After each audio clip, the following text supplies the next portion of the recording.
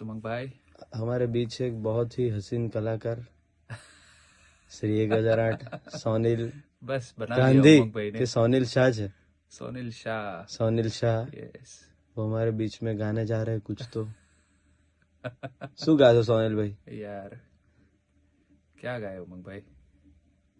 તમે બહુ hot stage પર ઉભા છો અત્યારે, કંઈક ગાવું પડશે. ચાલો જલ્દી. I am not prepared but તમે ભાભીને શું સંભળાવો? કંઈક સંભળાવો છો ભાભીને કોઈ દિવસ? કઈ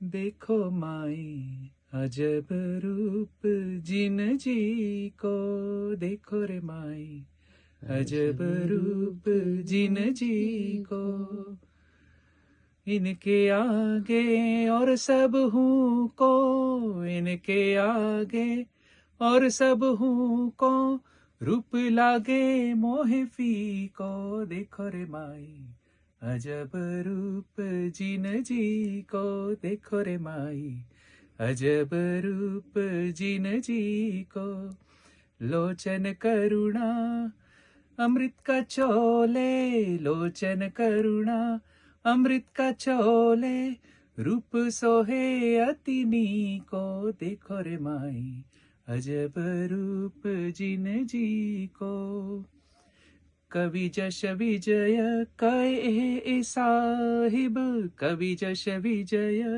कहे साहिब, नेम जी त्रिभुवन टीको, देखो रे माई अजब रूप जिन जी को. ये भाई क्या बात है. ગાઈ શકો છો સોનિલ ભાઈ.